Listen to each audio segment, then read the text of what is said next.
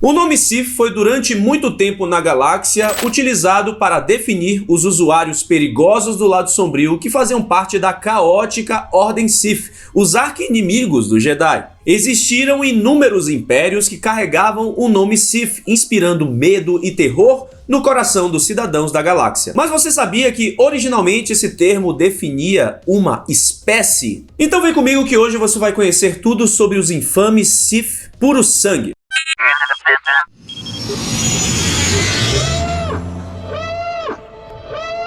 Todos os Wings reportem, sejam bem-vindos ao Diário Rebelde. Eu sou o João Jedi e tô aqui para começar o quadro Espécies de Star Wars. Nele eu vou trazer histórias, curiosidades e características das mais variadas espécies que habitam a galáxia muito distante. E para começar com o pé na porta, vamos falar de uma raça polêmica que muitos dos fãs talvez nunca tenham ouvido falar. Uma espécie que carregava o nome Sith muito antes da Ordem Sith existir. Hoje você vai conhecer os Sith puro sangue, por isso já deixa seu like e inscreva-se no Diário Rebelde se você não está inscrito, ative o sininho Jedi se você não ativou, que assim você recebe a notificação da força e fica cada vez mais informado quando sai vídeo por aqui. Antes da gente começar, eu quero avisar aqui que a maior parte das informações que a gente tem sobre a espécie Sith puro sangue está contida nos livros e quadrinhos do universo expandido Legends. Olha o selinho aqui, esse conteúdo faz parte do Legends, então não está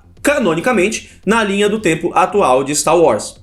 Por enquanto. Mesmo assim, um ponto muito importante é que os Sith puro sangue retornaram ao cânone da saga, mas os meandros aqui e ali que eu vou falar, o cerne da espécie, tá tudo ali no Legends. Vamos lá, chega de delongas, vamos pro vídeo. Siga meus bons? Nativos do planeta Korriban, os Sith eram uma espécie violenta de guerreiros do lado sombrio. Propensos a combates e lutas, os Sith sempre viviam em estado de guerra uns com os outros, sempre tentando um tomar o império do outro. Mas apesar de todo esse caos, os Sith puro sangue viam esse estado eterno de combate como o cerne da sua raça, como algo intrínseco à sua espécie. Para eles, viver em guerra constante não era algo ruim, era muito importante para a sua existência, praticamente como se fosse o propósito dos Sith, talvez tão importante quanto a própria paz. Os Sith puro sangue tinham características muito notáveis. Além da pele avermelhada, eles possuíam grandes tentáculos que desciam por suas faces. Outra característica bem marcante dessa espécie eram os temíveis olhos amarelos. Praticamente toda a espécie Sith era sensitiva à força e usuária do lado sombrio, já que o uso das suas emoções, como agressividade, ódio, fúria, sempre presente nesse estado de guerra, era muito constante. Então a gente pode dizer que os Sith puro sangue possuíam uma conexão natural com o lado sombrio da força. Além da sua aparência, que diga-se de passagem era muito interessante, os Sith também possuíam uma sociedade bem complexa e, por assim dizer, curiosa e cheia de detalhes. No universo expandido Legends, cerca de 50 mil anos antes da saga Skywalker, os Sith possuíam uma sociedade muito bem estruturada e organizada. A hierarquia dessa sociedade se dividia em diversas castas, cada uma com sua habilidade e propriedades singulares. Haviam, por exemplo, os grandes guerreiros Massassi, que eram brutamontes fortes e poderosos que protegiam seus mestres. Eles representavam a casta guerreira dos Sith. Também tinham os profetas Kisai, que eram sacerdotes e estudiosos responsáveis pelo estudo e pesquisa da alquimia Sith e do uso do lado sombrio da força. Os Zugurug eram também uma casta muito importante para os Sith porque eles eram os arquitetos e engenheiros dos grandiosos templos que faziam parte daquela sociedade. Quando um Lord Sith morria, era essa casta responsável por projetar a tumba que guardaria os restos mortais deste ser sombrio. E por último havia os Grotto, a casta mais baixa e menosprezada da sociedade Sith. Os Grotto eram escravos da sociedade, servindo para basicamente todo tipo de coisa, desde sacrifícios para rituais até mão de obra barata que os Zuguru utilizavam para a construção de templos e tumbas dos Sith. Inclusive, quando um Sith da alta sociedade morria e era enterrado em uma tumba grandiosa, os seus escravos também eram enterrados com ele, ó que delícia. E aí você me pergunta: mas João, então os escravos eram enterrados vivos? Pois é, quem disse que Sith se importava? Pra eles tanto fez, tanto faz. Pode enterrar morto, pode enterrar vivo, preferencialmente vivo, né, pra sofrer junto lá. Um miserável, é um miserável. Eu não tenho como citar aqui nesse vídeo características vitais aos Grotto, porque eles eram miscigenados, eles eram compostos de diversas espécies e raças que foram escravizadas pelos Sith durante muitos anos. Então fica difícil definir aqui alguma característica singular desta casta específica. Apesar do planeta natal da espécie Sith ser Korriban, eles possuíam outros planetas debaixo do seu domínio pela orla exterior. Em uma certa região da galáxia, eles possuíam um espaço Sith, por assim dizer, que era composto dos seguintes planetas. Além de Korriban, havia o mundo de Dromund Kaas, Ziost e Kar Daiba. Esses planetas foram sendo conquistados durante milênios da história dos Sith, principalmente durante o reinado do Rei Hadas. Mais de 25 mil anos antes da Batalha de Yavin, esse tal Rei Hadas foi o responsável por unificar todas as facções Sith em um único e glorioso império. Ele foi chamado de Sith-Ari, o Sith perfeito, o ser perfeito que deveria comandar toda a espécie. Seu reinado estendeu-se por 300 anos até a chegada do Império Infinito dos Hakata. E, por sinal, eles são muito importantes para a saga Star Wars e eu quero saber se você quer um vídeo exclusivo sobre o Império Hakata. Comenta aqui embaixo. Foram os Hakata que ensinaram o Rei Hadas a construir holocrons para armazenar conhecimento. Pois é, os holocrons que são utilizados também pela Ordem Jedi são invenção do Império Infinito Hakata. Não só os Jedi utilizam, como também os Sith. Oh, que bonitinho o conhecimento compartilhado entre os dois lados da força.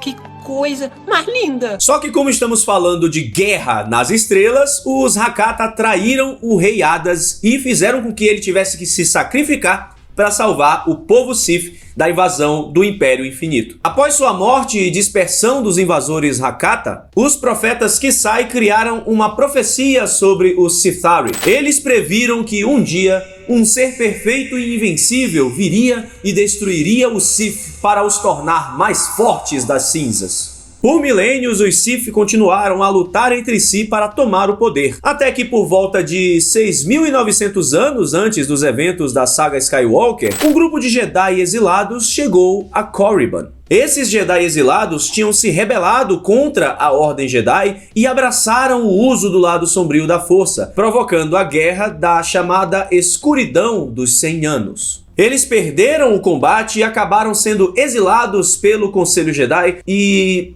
enfim, numa busca incessante por um lar, eles chegaram ao espaço Sith em Korriban. Esses Jedi sombrios dominaram a sociedade Sith e as suas diversas castas, e aí eles acabaram sendo adorados como deuses. Aos poucos, esses exilados prosperaram e começaram a construir um novo e poderoso império dos Sith. Eles utilizaram a alquimia Sith para construir exércitos gigantescos com animais mutantes monstruosos, como por exemplo os Terentatek e os enormes Leviatãs, além de modificarem geneticamente espécies escravas como os Twi'leks, tornando-os soldados com muito mais força, agilidade e inteligência. Foi a partir daí, deste exato momento, que os Sith deixaram de ser exclusivamente uma espécie e se tornaram uma organização do lado sombrio da força. Então, o termo Sith passou a ser utilizado por qualquer membro dessa organização, qualquer membro que fizesse parte da Ordem Sith. Com o tempo, os Jedi sombrios e os Sith, e sim, eu tô falando da espécie, foram se unindo, se tornando uma coisa só, procriando no decorrer dos anos.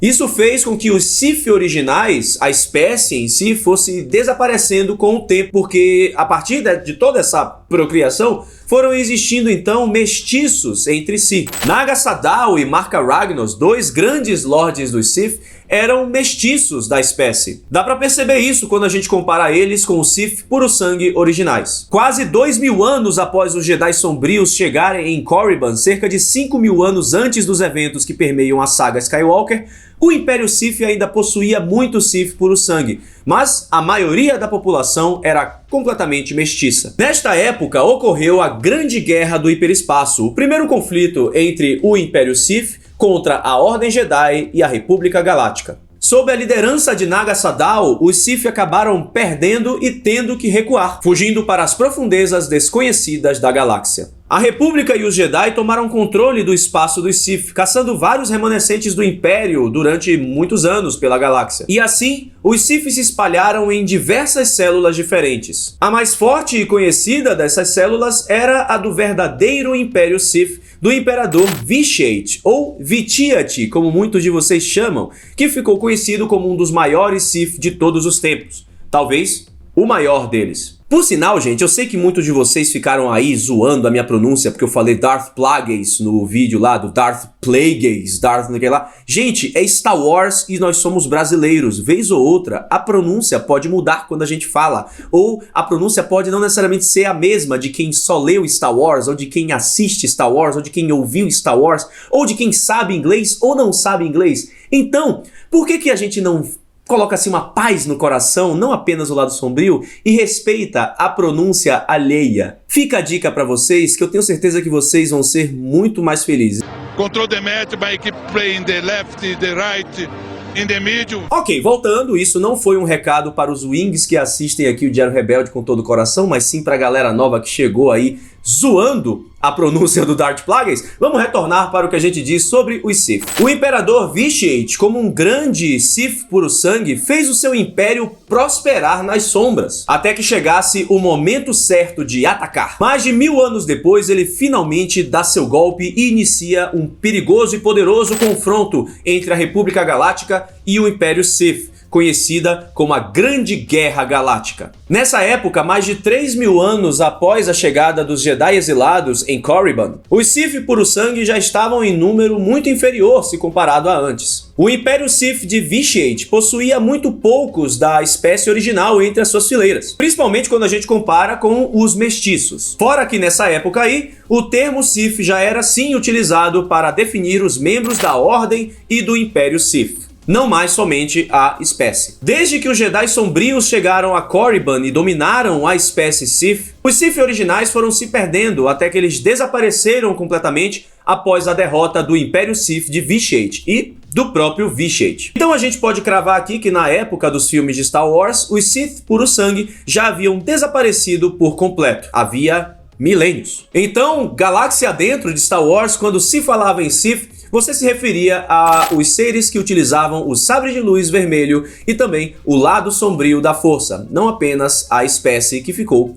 esquecida no churrasco. E aí, você curtiu conhecer a história da espécie Sith puro-sangue? Então deixa aqui seu comentário, vamos conversar sobre essa espécie muito interessante e aproveite para pedir mais espécies de Star Wars para eu trazer aqui nesse quadro para vocês. Não se esqueça de deixar o seu like, inscreva-se no Diário Rebelde e claro, que a força esteja sempre com você.